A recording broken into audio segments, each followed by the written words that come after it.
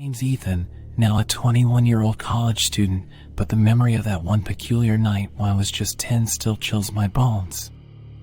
Back in our small town in Ohio, we were mostly known for our friendly neighbors and never-ending cornfields. One cold winter night, my parents had to leave town unexpectedly, leaving me under the care of a local babysitter, Mary, a kind lady in her mid-30s known for her cheery disposition. The initial part of the evening was ordinary. We played games, she cooked dinner, and we watched some TV together. As the night crawled in, wrapping our little house in its dark shroud, the air felt heavier, almost whispering secrets of the unknown. I remember the creaking sound from the attic that we all used to ignore, but that night it seemed louder, more deliberate. My small heart raced as Mary tried to distract me with more games and stories, but the sounds, soft footsteps, and distant whispers grew more profound, making the silence between them even more unnerving. The house seemed to be living, breathing, echoing the whispers of someone or something unseen. Mary tried to mask her fear with smiles and laughter, but her glances toward the doors and windows betrayed her anxiety. Our attempts to carry on with the evening were continuously interrupted by knocks and taps. I remember clinging to Mary, seeking solace in her presence, hoping it was just someone playing a cruel prank on us. As the night grew darker and the noises more frequent, Mary decided to call the local sheriff. Her voice was a mix of fear and reassurance as she narrated the unexplainable happenings. The sheriff, perhaps used to such calls from frightened townsfolk, promised to drive by and check the surroundings. While we waited, each second felt like an eternity, the knocks becoming more desperate, almost pleading. The occasional passing cars became our beacon of hope, but none of them with a sheriff. The noises, now joined by soft whispers and footsteps, were circling us, making the walls feel like they were closing in. Finally, relief washed over us as we saw the flashing lights of the sheriff's car. Mary, her hand trembling, opened the door to let the sheriff in. His presence was a temporary balm to our frazzled nerves. The search of the house and the surroundings yielded nothing unusual, but the unspoken fear lingered in our eyes. The sheriff, sensing our distress, decided to stay until we felt safe. The house was unusually silent. The whispers and knocks were gone. But the calm was short-lived, and the house felt like a living entity of horror once more.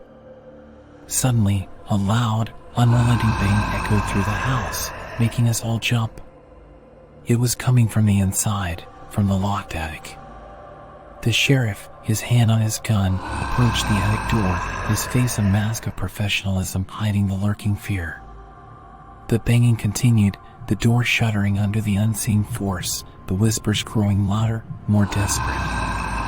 The door inched open, revealing the abyss of uncertainty, and in an instant, a roaring shout from the sheriff filled the space, echoing through the cold, silent air. But no bullet left its chamber. The expected chaos was met with eerie stillness. The sheriff, he was gone. Panic gripped my heart, an icy hand around it, squeezing tightly. It was as if an entity, a monster, had been unleashed. The air vibrated with the sound of heavy, thudding footsteps, the rhythm like a malevolent heartbeat pulsating through the silent house. We concealed ourselves behind the sofa, our breaths shallow and quick, waiting, praying for backup. The footsteps, intertwined with unsettling growls, continued, painting a sonic picture of horror in our minds. The reality before us was incomprehensible. Our silent pleas were answered as more police vehicles arrived, the sirens slicing through the silence. The creature, if that's what it was, responded to the sirens with an unearthly screech, its form shrouded in the darkness of the house. It was a blur, an amalgamation of terror that words cannot fully capture. It was like seeing a ghost, a zombie, a creature not of this world.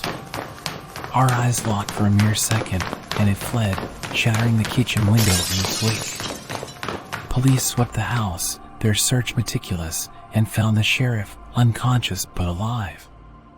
Attempting to file a complaint of paranormal activity was futile. our testimonies met with dismissive conjectures of a standard break-in. The sheriff, after regaining consciousness, remembered nothing abnormal, claiming he merely slipped and lost consciousness. The air was heavy with unspoken thoughts and unshed tears as the final echo of the police cars faded away.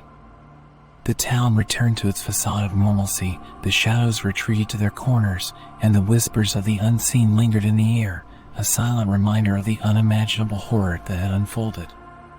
The silence of the house was a loud reminder of the unseen, unheard, and unfelt entities that lurked within its ancient walls, whispering their malevolent secrets. It's been years, but the shadows of that night still dance around, the echoes of the unseen whispers still resound, reminding me of the secrets, the unseen entities, the shadows that dwell in the seemingly innocent corners of our world.